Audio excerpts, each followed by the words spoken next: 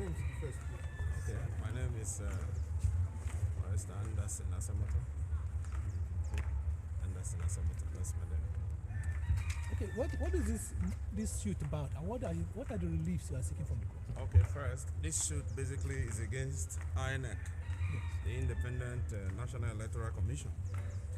Now, my client here was a gubernatorial candidate of the Labour Party in the just concluded election. Election concluded recently. I think that election took place on the 18th day of March, 2023. So he participated and he emerged the gubernatorial candidate of the Labour Party. And as a matter of fact, his name was initially published by INEC while he was campaigning, doing all that it requires to secure his victory at the general election. He saw that his name was supplanted with entirely a different person. On noticing that, he wrote to INEC. INEC could not advance any reason for the unlawful substitution of his name. Consequently, my client ran to the Federal High Court. And of course, as you all know, the court is the last hope of the common man. Getting to the Federal High Court declared that yes, he duly emerged as the candidate of the Labour Party, and that the INEC should publish his name because he's the authentic candidate of the Labour Party in that state. INEC refused. Instead of complying with that order, INEC, the then national chairman of the party, they appealed against that judgment to the Court of Appeal. On getting to the Court of Appeal, they suffered an ignominious defeat, where the Court of Appeal completely decimated and deprecated the residue of what was left of their case. And as a result, our client again was also further affirmed as the authentic candidate, gubernatorial candidate of the party. Now, further dissatisfied, they approached the Supreme Court. And the Supreme Court also dismissed the appeal against our client's victory. And INEC was further ordered or directed to comply with the judgment of the Federal High Court and publish our client's name. But as they would have it for reasons best known to them, they refused to comply with all this order. And indeed, the election took place. All this event we have chronicled took place before the election. Now, on the election day, my client could not now participate because, as INEC had a different name, even in the Famiciate E, I showed the declaration of the result, he was not the one, it was a different person that was there. Now the election has come and gone.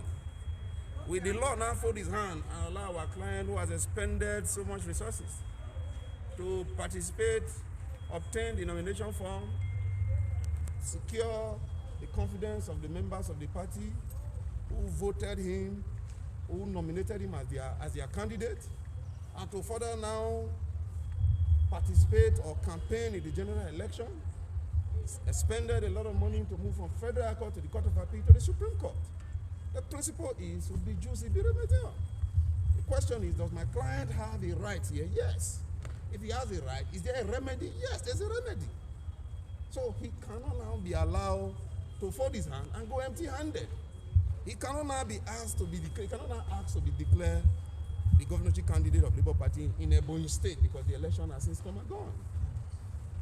Our client verily believed that if he had participated in that election, he would have won that election. So the election has come and gone. His only remedy now is against INEC, who acted in impunity and in flagrant disregard and violation of the judgment of the Federal High Court, Court of Appeal, and the Supreme Court. The court will not close his eyes and allow an institution like INEC to treat the order of the court, the judgment of the court, in utmost discontent. No, the law will not fold his hand over that. So this man cannot be allowed to walk away without remedy. So he has now come against INEC to seek remedy in law.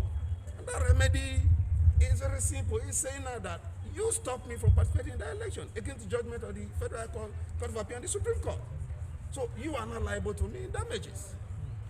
And this being the first of its kind, I think we have positioned our law properly, and we position INEC to have respect for the institution that has been created by law.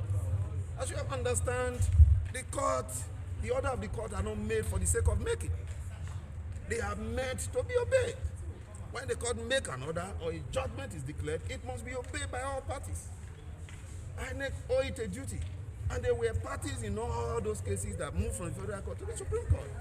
You know, the sad part of it is that after the election, my client applied for a certified true copy of the list of candidates for Ebonyi State. And his name was not there. They certified it. So, meaning it was a deliberate, calculated, orchestrated attempt by INEC. So the remedy you are seeking, you said damages. Yes. Give us a sense of how much the sum. Our client is seeking damages in monetary compensation in the form of 50 billion naira against INEC. 50 billion naira, that is what our client is seeking. You know, narrowly, I even told you 50 billion is too small compared to the humongous and colossal havoc that INEC have wreaked. That amount is even too small. But as we have it, we want the court to look at the matter head on, because we believe that our client have a right.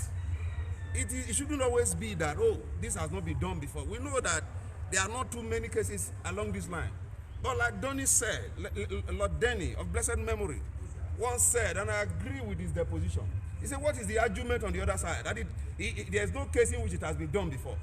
He said, but if the court never do anything which has never been done before, he said, then the society will move forward. The law will remain in one place and it will be bad for both sides. This is the first time. The court will be called upon, because this will help stem the tide of impunity in most of our institutions in this country. We don't have strong institutions. Are you of the opinion